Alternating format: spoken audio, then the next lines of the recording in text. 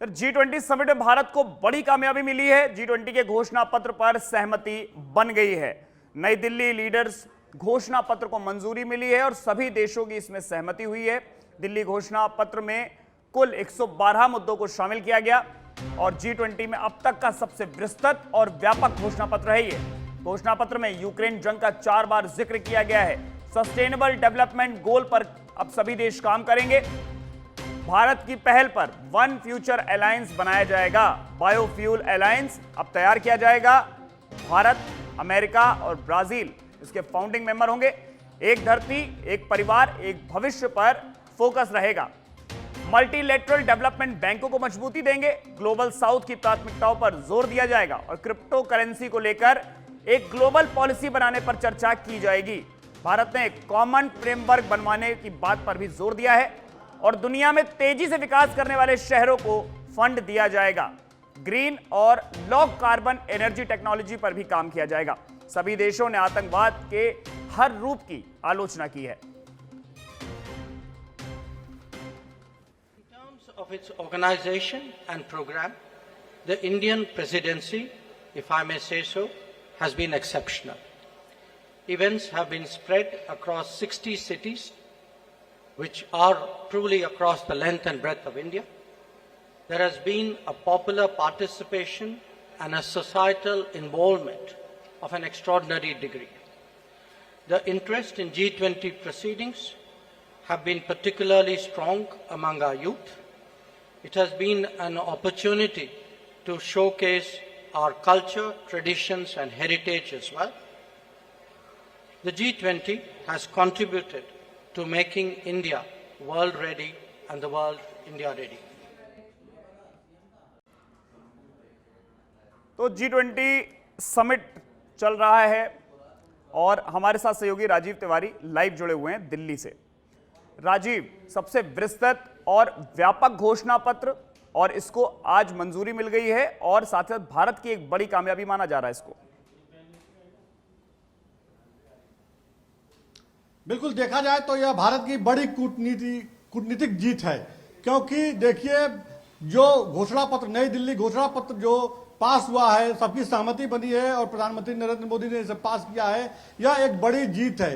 क्योंकि इसमें सीधे तौर पर अगर देखा जाए तो 112 से अधिक मुद्दों पे चर्चा के लिए शामिल किया गया है। 37 पेज का यह घोषणा पत्र है। बताया जा रहा है कि 112 पॉइंट इसमें रखे गए हैं। अब तक का G20 का सबसे जो है विस्तृत और बृहद कहा जा सकता है बड़ा घोषणा पत्र है। इसमें सबसे अधिक फोकस जो है आतंकवाद पे किया गया है। प्रधानमंत्री नरेंद्र मोदी हमेशा, चाहे वो देश हो या विदेश हो, जहां भी जाते हैं आतंकवाद जो बड़ी चुनौती बना है, वैश्विक चुनौती बना है, इसको लेकर प्रधानमंत्री हमेशा चर्चा करते हैं और इस पर फोकस दिया गया है। चाहे वो जो देश है जो आतंकवाद को पनाह देता है या आतंकवाद जिस तरह से अपना पैर फैला रहा है, यह मानवता के लिए खतरा है। इसको कैसे रोकना है, विश्व शांति के लिए, विश्व व्यापार के लिए, विश्व मानवता के लिए इसको समाप्त करना होगा।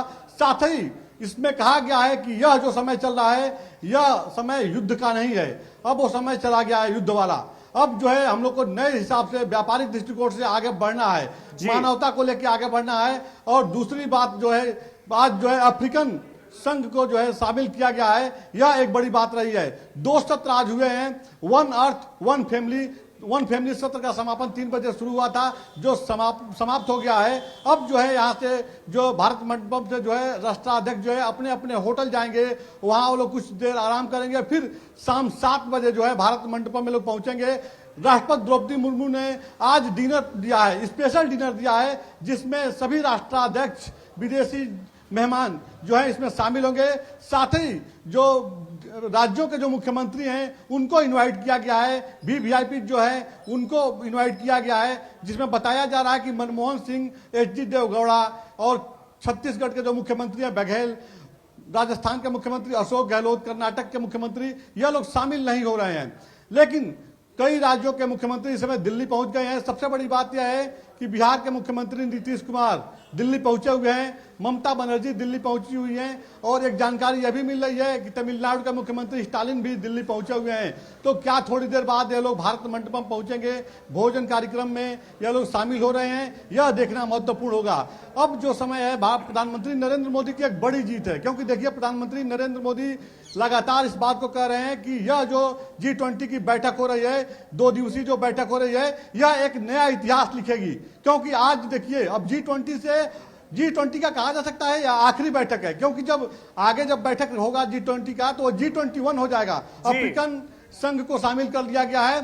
प्रधानमंत्री लगातार इस बात पे फोकस कर रहे हैं कि जो विकासशील राष्ट्र बिल्कुल है, राजीव, क्योंकि उसको हर अफ्रीकन संभव यूनियन को शामिल करने से कहीं ना कहीं अफ्रीका के 55 देशों को फायदा देखने को मिलेगा।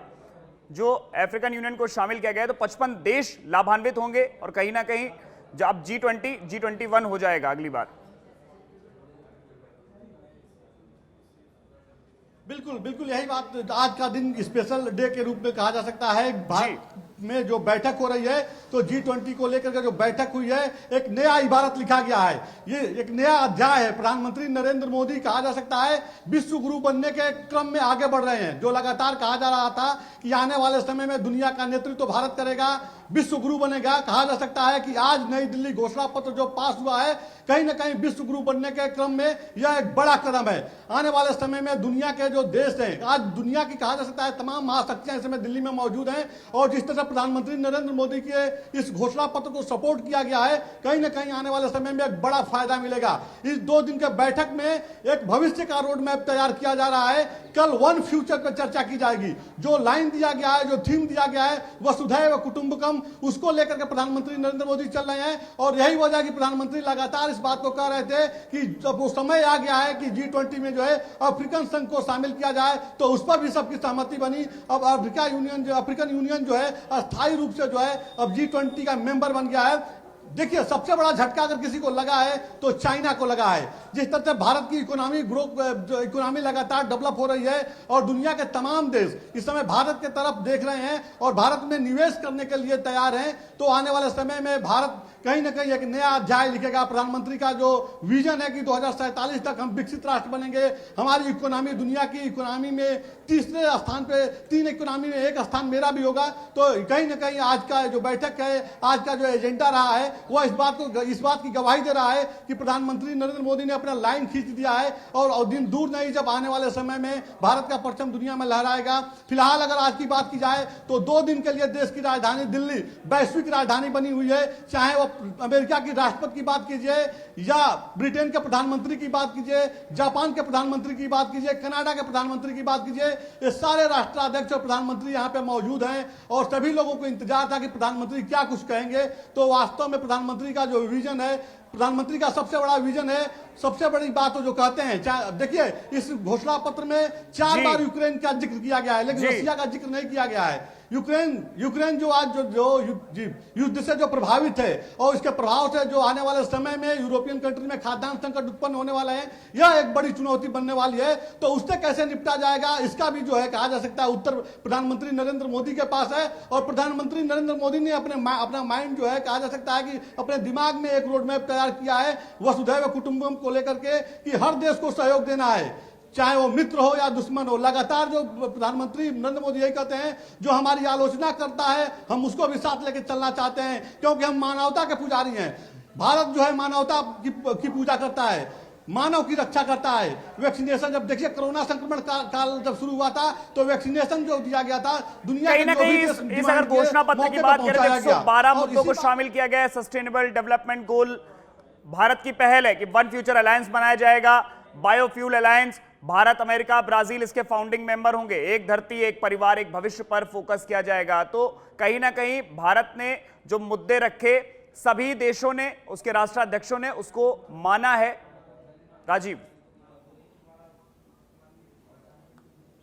बिल्कुल, देखिए प्रधानमंत्री, देखिए विश्व व्यापार संगठन की जो अगर बात की जाए तो यह जो फोकस रहा है आने वाले समय में कैसे व्यापारिक दृष्टिकोण से अपने आप को मजबूत करना है, दूसरे देशों को मजबूत करना है, सबसे अधिक विकासशील देशों पे है कि विकासशील देशों को कैसे विकसित राष्ट्र बनाना है। बहुत से ऐसे देश हैं जो इस प्रगति के दौर में बहुत पीछे छूट गए हैं। वहां टेक्नोलॉजी की बात कीजिए या आर्थिक स्थिति की बात कीजिए या कृषि क्षेत्र की बात कीजिए, स्वास्थ्य शिक्षा की बात कीजिए, वो पीछे छूट गए हैं। तो उनको कैसे मदद देना है, इसको लेकर के चर्चा की गई है।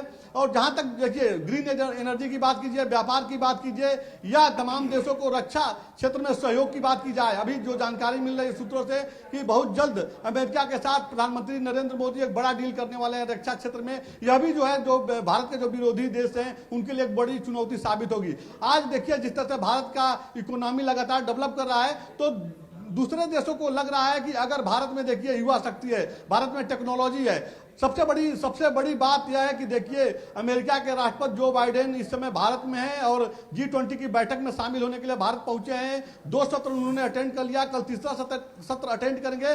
इसके ठीक पहले आज जो है एक प्रस्ताव पास किया गया है, एक प्रस्ताव पेश किया गया है अमेरिका में, जो बैरिकेड किया गया था, जो रोक लगाया गया था भारत को टेक्नोलॉजी के क्षेत्र में उपकरण देने को लेकर के, वह उसको हटाने के लिए एक नया कानून बनाया जाएगा। इस प्रस्ताव को जो है पेश किया गया है। तो कहा जा सकता है कि भारत को हर दृष्टिकोण से अमेरिका मदद देने के लिए तैयार है। कल तक एक कुछ और भारत की विदेश नीति थी, लेकिन अब ये जो बदलाव देखने को मिल रहा है, कहा जा सकता है एक नया विदेश नीति प्रधानमंत्री नरेंद्र मोदी ने बना दिया है। और यह विदेश नीति जो है आने वाले समय में भारत की तरक्की का गाथा लिखेगा। और देखिए चूंकि चुनाव का मौसम है और राजनीतिक पार्टियां हैं, तो ये बैठक समाप्त होने के बाद पहली बार इस देश में विदेश नीति एक बड़ा मुद्दा बनेगा, चुनावी मुद्दा। प्रधानमंत्री नरेंद्र मोदी की बात कीजिए, भाजपा नेताओं की बात कीजिए, इस बात का जरूर वो जिक्र करेंगे कि उन्होंने किस तरह से डेवलपमेंट काम किया, किस तरह से अमेरिका को साथ लिया या G20 के देशों को साथ लेकर चले, या अफ्रीकन यूनियन को शामिल किया गया जिसमें 55 देश हैं, उन देशों का कैसे मदद करना। इन तमाम चीजों को जो है मुद्दा भी बनाएगी भारतीय जनता पार्टी अपना पॉलिटिकल माइलेज लेने के लिए। फिलहाल अगर जो बैठक हुई है, इस बैठक का अगर मायने निकाला जाए तो इस बात से इंकार नहीं किया जा सकता है कि आज दुनिया के तमाम देशों में जो मैसेज देने की कोशिश प्रधानमंत्री की थी, उसमें वो सफलता हासिल किए हैं। बहुत बहुत शुक्रिया राजीव इस पूरी जानकारी के लिए। तो कहीं ना कहीं इस